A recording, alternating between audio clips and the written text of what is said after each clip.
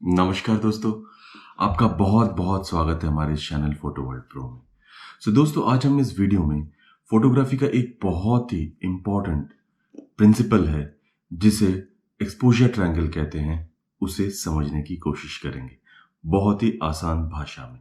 तो चलिए बिना देरी किए हुए शुरू करते हैं इस वीडियो को। नमस्कार दोस्तों, मेरा नाम है अनिरुद्ध गुहा और आप देख रहे हैं चैनल फोटो वर्ल्ड प्रो। हम इस चैनल में लगातार DaVinci Resolve software, Photoshop software और फोटोग्राफी के बारे में डिस्कस करते रहते हैं। दोस्तों, जैसे मैंने आपको कहा कि एक्सपोजर ट्रायंगल एक बहुत ही इम्पोर्टेंट प्रिंसिपल है फोटोग्राफी का। ये मैं ऐसा कह सकता हूँ कि जिस तरह अगर हम कुछ कुक करते हैं, कुछ खाना बनाते हैं अपने घर पे, चाहे वो कुछ भी हो, सब्जी बना रहे हैं, दाल बना रहे हैं, सो उसके लिए हमें कुछ इंग्रेडिएंट्स की ज़रूरत पड़ती है उसे बेहतर टेस्टी बनाने के लिए। जैसे उसके अंदर हम नमक डालते हैं, हल्दी डालते हैं, मसाले डालते हैं और इसके बाद हम उसको कुक करते हैं। उसी तरीके से फोटोग्राफी को अगर आपको बेहतर फोटोग्राफ खींचना है आपको, तो इसके अंदर भी कुछ इंग्रेडिएंट्स होनी चाहिए। मतलब कैमरा को कुछ इंपॉर्टेंट एलिमेंट्स चाहिए होती है, जो ये सारी एलिमेंट्स अगर सही तरीके से हो तो कैमरा एक बेहतर फोटोग्राफी कर सकती है। एक्सपोजर ट्रायंगल में 3 एलिमेंट्स होती हैं। पहले तो बात हम ये कर लेते हैं, एपर्चर, शटर स्पीड और आईएसओ। ये जो आप 3 एलिमेंट्स देख रहे हैं स्क्रीन के ऊपर, ये 3 एलिमेंट्स सबसे इंपॉर्टेंट एलिमेंट्स होती हैं। इन 3 एलिमेंट्स को जब हम सही तरीके से इस्तेमाल करते हैं, उनके पैरामीटर्स को ध्यान पे रख के सही तरीके से इस्तेमाल करते हैं, तो एक परफेक्ट फोटोग्राफ, जिसे हम वेल एक्सपोज्ड फोटोग्राफ कहते हैं, फोटोग्राफी में बनती है। अगर हम इन तीनों इंग्रेडिएंट्स का अगर ध्यान नहीं रखेंगे ठीक तरीके से, तो क्या होगा, आपका फोटोग्राफ ओवर एक्सपोज हो सकता है या अंडर एक्सपोज हो सकता है। दोस्तों, मैं ये कहना चाहता हूँ, ये बेसिक लैंग्वेज में, अगर मैं एकदम लेमैन लैंग्वेज में अगर मैं बताऊँ, तो ये होता क्या है। देखिए, घर में हमारी खिड़कियाँ होती हैं और उसमें हम क्या करते हैं, हम पर्दे लगाते हैं।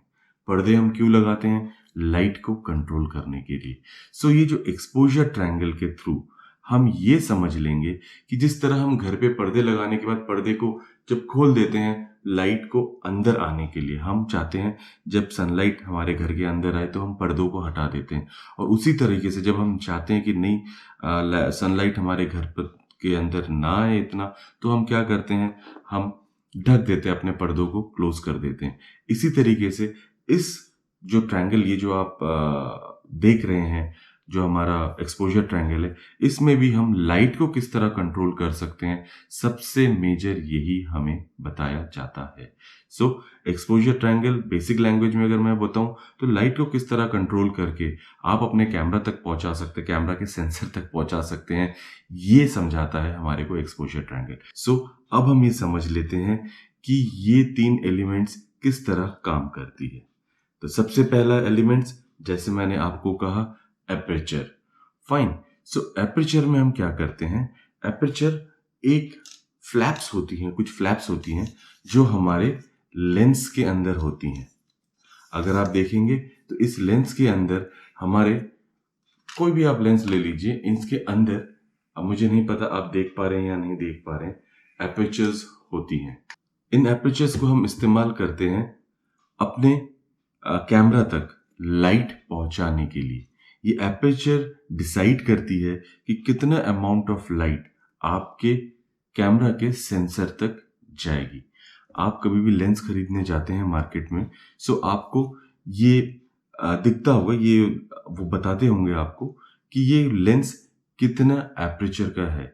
मतलब 1.8 है, अप टू 4.2 है, 28 तक जा सकता है। जितना कम एपर्चर आपका लेंस, उतना ज़्यादा लाइट भेजेगी सेंसर तक। उसी हिसाब से जितना कम एपर्चर, आपका लेंस लाइट सेंसर तक कम भेजेगी। ये थोड़ा सा रिवर्स है, थोड़ा सा कंफ्यूजन है। ये आप इसको जितना प्रैक्टिस करेंगे आपको समझ में आ जाएगा। और इसको हम डिनोट करते हैं F से, मतलब F 1.8, F 2.2, हम इस तरीके से बात करते हैं, F f8, f12 इस तरीके से बात करते हैं। सो एपर्चर को डिनोट हम करते हैं f से। तो ये एक हो गया हमारा पॉइंट क्लियर।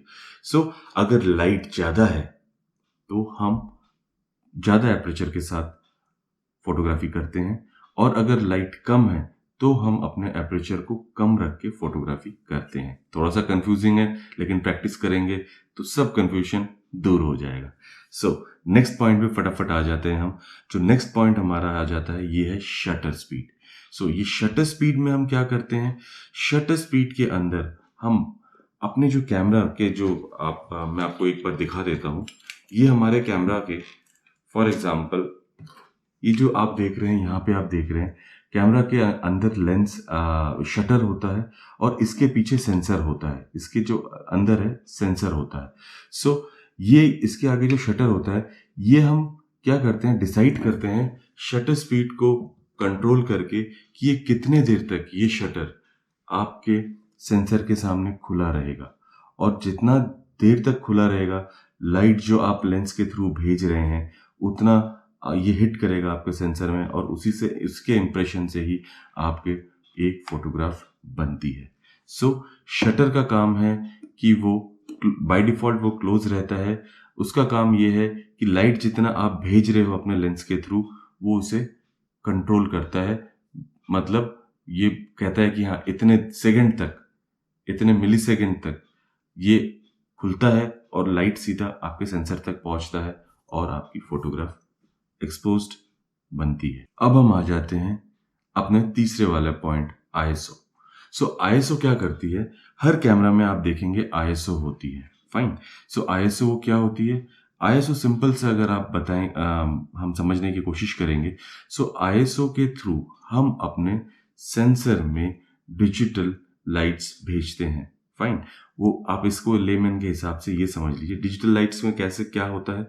उसके अंदर सिंपल सी ये बात हो जाती है कि हम क्या करते हैं कि अपने सेंसर को अगर हमारे पास लाइट्स कम होती है एनवायरनमेंट के अंदर और आप फिर भी फोटोग्राफी करना चाहते हैं, सो आप क्या करते हैं अपने ISO को बढ़ा देते हैं। ISO बढ़ाने से क्या होता है कि आपके सेंसर में डिजिटल लाइट्स भेजी जाती है आपके कैमरा के थ्रू, और एनवायरनमेंट में कम लाइट होने के बावजूद भी वो फोटोग्राफी करता है। लेकिन ISO इस्तेमाल करने पे दिक्कत ये आती है कि आपके जो फोटोग्राफ है उसके अंदर बहुत सारा डिजिटल नॉइज आ जाता है। सो आपको ये ध्यान रखना है कि आप कम से कम ISO इस्तेमाल करके फोटोग्राफी करें ताकि आपका फोटोग्राफ में डिजिटल नॉइज ना आए। लेकिन हाँ, अगर ज़रूरत पड़े, एनवायरनमेंट के अंदर लाइट नहीं है कोई भी, चाहे वो आर्टिफिशियल लाइट हो या चाहे वो आपका नेचुरल लाइट हो, अगर अवेलेबल नहीं है तो आपको ISO अप करके फोटोग्राफी करनी पड़ेगी। सो दोस्तों, अब हमने ये 3 पॉइंट्स अपने समझ लिए हैं एक्सपोजर ट्रायंगल के। जब आप इन तीनों एक्सपोजर ट्रायंगल के ये तीनों पॉइंट्स को आप एक साथ मिक्स कर देते हो बहुत ही सही तरीके से, उसके पैरामीटर्स को समझ के, तब आप एक बहुत ही बेहतर फोटोग्राफी करते हैं जिसे हम वेल एक्सपोज्ड फोटोग्राफ कहते हैं। तो मैं उम्मीद करता हूं दोस्तों कि आपको ये वीडियो से ये समझ में आ गया होगा कि फोटोग्राफी के एक इम्पॉर्टेंट ये जो प्रिंसिपल है ये क्या होता है, और इन 3 जो कंपोनेंट्स हैं इसके अंदर, जो ये 3 एलिमेंट्स हैं, इनको हम किस तरह इस्तेमाल कर सकते हैं और इनकी मीनिंग क्या है। तो मैं उम्मीद करता हूँ ये वीडियो आपको इन्फॉर्मेटिव लगी है, और अगर ये आपको इन्फॉर्मेटिव लगी तो प्लीज़ एक लाइक का बटन ज़रूर दबा देना, और अगर आपने अभी तक हमारे चैनल को सब्सक्राइब नहीं किया तो प्लीज़ सब्सक्राइब कर लेना। और मैं उम्मीद करता हूँ कि बहुत जल्दी एक इसी तरीके से इन्फॉर्मेटिव वीडियो लेके आप तक फिर से आऊँगा। Thank you very much for watching. नमस्कार।